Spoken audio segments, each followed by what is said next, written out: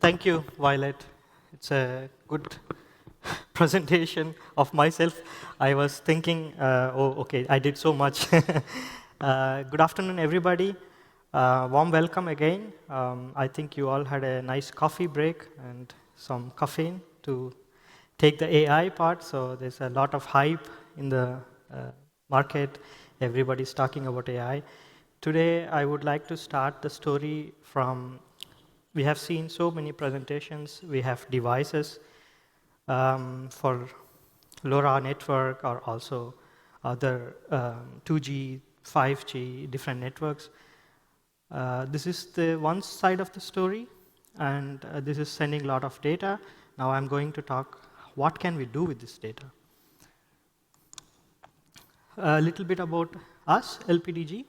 We are a managing consulting company, part of Zener Brunata Minol Group, doing projects not only for our own group, but also major projects for bigger clients in Germany, municipalities in Germany, and more also research projects, for example, for German Ministry for Economic Affairs and Climate Change.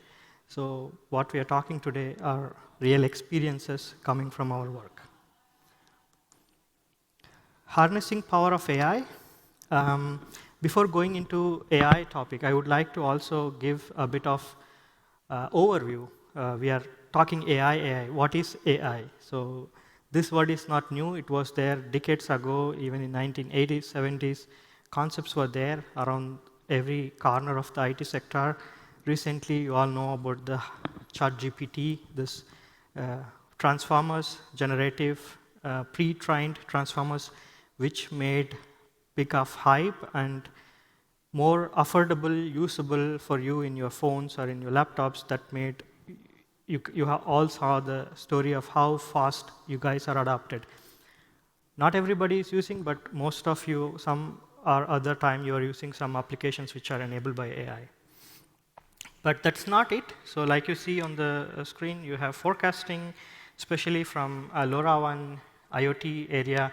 You have a lot of data coming. You could do anomaly detection and forecasting, traditional statistical modeling, predictive maintenance. I think there was an earlier session where insurers were talking about, hey, there was one mission, I know in this building, this machine gonna fail. This is called kind of anomaly detection, but they're forecasting for the future. I will go not just slides, but I have brought some demos with me. Let's see how this can enable you. This is a generic approach, how any company could think and adapt to. I mean, this is generic, but you can also tailor it to your company requirement and also use cases. But here you can see there's data is very important. Analytics, bit of exploratory data analysis, which is very important in AI world. You need a right platform to do this scalable platform. I'm going to talk also about some of our partners which we usually work with.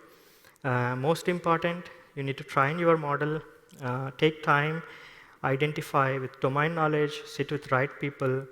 I will also talk more about what are the best practices in next slides, but this is how you generally do. Not just deploying the model, the job is not done. You have to continuously maintain how any IT application you develop, you also need maintenance and adoption. So you, for example, trained a model for data for as of today or 10 years of history, but every day you are generating new data. That means you need to make sure that model is good enough, giving you insights also for the new data. It's a continuous process. So coming to LoRaWAN, so what can LoRaWAN benefit from this AI methods models? Network stability, you talked about big networks, millions of devices, gateways, smart cities, smart homes. I mean, you might be already doing some monitoring, how your network is healthy or not. Especially from Zener group, we have done a project together with our colleagues Zener Connect. They were sort of pioneers in this idea. They started this idea very early with us, 3-4 years back.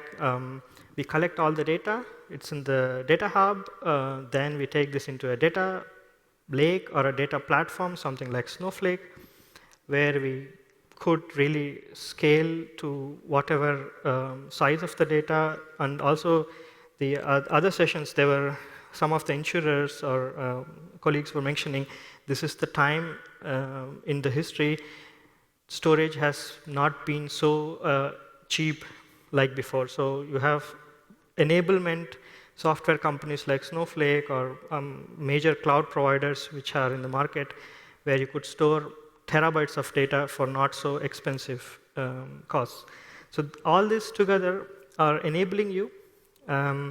You could know how strong is your network, like how stable is my network. So I'm going to show you a demo, how exactly it should not be only LoRaWAN. I think you are adapting LoRaWAN slowly. It might be 2G, it might be 3G, your SIMs. So you will a combination of all networks, but you should be able to know how healthy is my network. This we're going to see in a few minutes. Key factors to consider when you're starting your journey. Quality, like so many people talked about it. If you, it's a basic principle from past age, old age saying garbage in, garbage out. So AI is not exception for this. So if you don't have a right data, you will not have an intelligent model who's gonna not help you. So first you need to clean up your house, fundamentally set a strategy. What is my starting point? Don't take a big problem, go with a small approach where you are confident that you have a good amount of data. It is how frequent it is coming. Can I rely on the source of my data? Can this stay for long? So all this kind of good things you have to consider, but also when it comes to really if you want to monetize your data and you are trying to give a forecasting for customers in an app, then you need to also consider about what is the security of the data, ethicalness of the data, how much rules can I apply to make sure that there is no biased answer coming from an AI model. So what are the security compliances I need to follow to make sure that I'm not losing my customers because I did something in AI and they used it and there was a bad message and then confidence is lost, right? So it's a one bad step can also cost you heavily. So these are need to be done. For that, you need to have a bit of knowledge or help from the partners like us, or maybe a technology or system integrator, platforms like Snowflake, or it's a combination of things. So it's not just single journey. I know that most of your core business is devices, networks, metering, sub-metering, smart cities. That's why you need help. So if I do that job, I'm not good at it, it's not good. So the same way, you need to find the right people to do the job for you. But also saying the same time, don't think big, don't invest too much. Start small, try. Even if you fail, but you try what was wrong and then repeat it again, but have a strategy. That's more important. It's a sample architecture. This is a real one from one of the clients where we worked. It's a bit of technical, so I don't want to go in detail, but you can see on a high level that you have IoT data streaming into your enterprise data platform, Snowflake. There you can also see multiple databases like from Azure, or it could be AWS, multiple things, tech stack. The most important point is you have everything in more or less in a one platform. That means you are not moving data here and there. Data is sitting one place. Security is set up properly. It should be scalable because you are talking about 15 minutes or 5 minutes of the sensor sending so many messages, packet loss, my health check of the device, or you're getting meter readings or gas readings, or if it's a machine, for example, temperature, pressure, velocity of the motor. So it's a huge amount of data in a high frequency. So you need to have set up something like this. It's not so easy to reach to this place. It took some years for us to get to there. I can't say now it is the best for the next 5 years or 10 years, but as of now, this is very good and tested and proven. And yeah, we and also customers are happy about it. Yeah, this is a short demo I would like to play. Yeah. Yeah, this is a dashboard based upon the platform which I showed earlier, kind of a data platform with Snowflake and Azure and multiple technologies, even LPDG. We also have our own on-premise analytics because of Germany. You know about data, GDPR, and compliance. So we love about our data in Germany not to share. So there must be a combination of hybrid. So, but bit of on-premise and a cloud, especially when there is not so sensitive information, but also it was a very good fight. You can see here how the network was changing from 2G to 3G or 4G, how devices were going inactive and active. So you must know how your gateways are doing, and if one gateway is disconnected, how many devices are lost. Take an example, if you are generating your monthly bill for a customer, at the end of the day, if one gateway is offline, then you have to do a lot of manual work to make sure to collect this data, to repeat some reprocessing. All this kind of back office work is additional, taking time and money. It's not only that example, but you can always be confident that my network is 98% availability and coverage. And not only that, with AI, you could predict next 7 days what gateway in my list of cities or apartments could go, bad connection or disconnected. Of course, you can't avoid the silly problems like somebody's pulling off the plug, but still Zener was also making a strong connection not to make a plug. So there was funny stories aside, but yeah, you can identify them. Yeah, this is just also to show how the AI framework is behind it. To talk about also the more use cases. For example, sorry. Yeah. Now we solved our problem that our network is stable. So what next?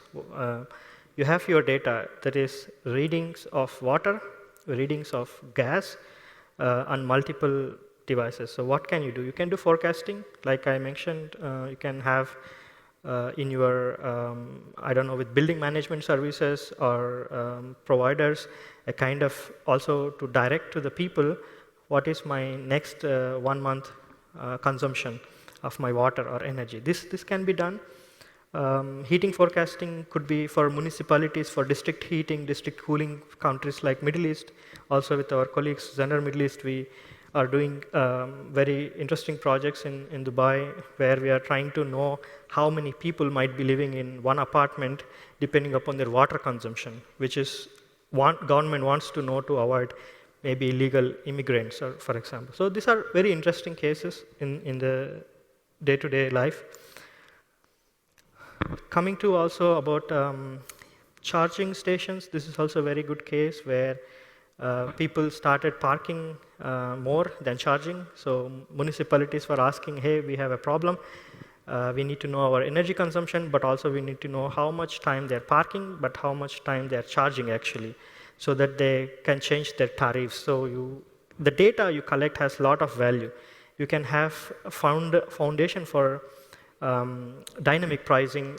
You need to know who is using how much and exactly what day of the week and what time of the week, time of the day. Predictive maintenance, again, is also a very interesting story. You have multiple sensors like valve, pressure, motor, rotations, and boiling point of water. When you combine all those things with help of actual floor people and a bit of domain knowledge from the domain experts, you can really understand when could my machine go wrong. This is not anymore a science fiction. It's reality in many companies where we are working. They also use it not only for knowing the maintenance of the machine, but also optimization of their production process. How can I get my golden batch? Which parameters are helping me to deliver a best product without defects? It's not only in one sector, you can use it in multiple sectors. Generative AI, like I mentioned, this is a very interesting topic. A lot has been done recently in the market. Also, this is a classic example. Generative AI did not even give time to people to adopt. It just came in and say, now you have to adopt. So usually, other technologies were telling that, hey, we are coming, there is this thing happening, big thing happening, a lot of announcements. This one night, boom, I'm there, deal with it. So this different use cases, already you can see if somebody is using Microsoft Copilot, it's trying to write you emails, it's ChatGPT, a bit of still, yeah, you can not ask your private stuff, confidential, so you have OpenAI. In Snowflake, for example, they offer a wide variety of LLM models, Arctic, their own model. It's a huge competition in the market going on, but it's a now or never kind of situation to adopt. For bigger companies, they already started. Use cases could be like you see, if you have a new colleague, basic stuff could be asked by a chatbot, but I would never recommend that don't do only that. Yeah, the physical connection, the eye-to-eye contact, having a colleague to on board is very important. But repetitive stuff, where is this document? How can I make my travel expenses? You could do it with AI, why not? It's a repetitive task. So find the task which is relevant to you. Like email communication automation, for example, we did some projects with one of the municipality in Germany to identify the tone of the message. If somebody is happy that they are married, they wanted to have a tax class change or something, how the email should respond with bit of happiness and giving some good message.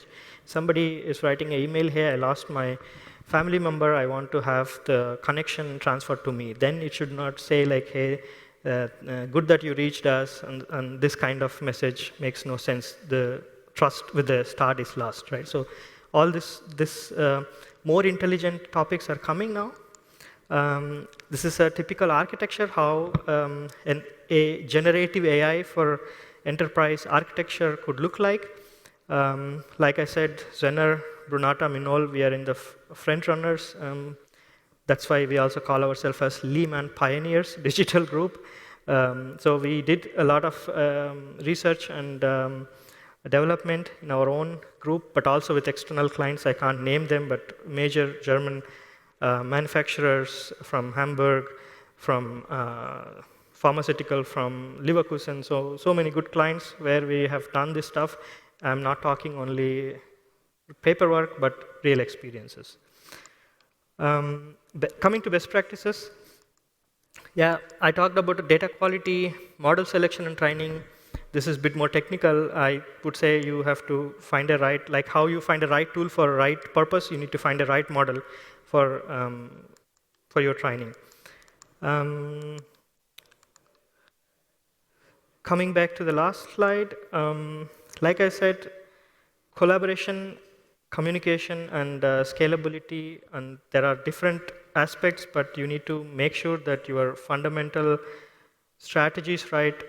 Ethical, privacy, these are very important to start with, but also, yeah, talk to your teams, make sure that they're onboarded with you. Without mindset of people, you're gonna not do anything with AI. It must be incorporated from the people. It must come from the people. Saying that, I would like to end my speech. Thank you.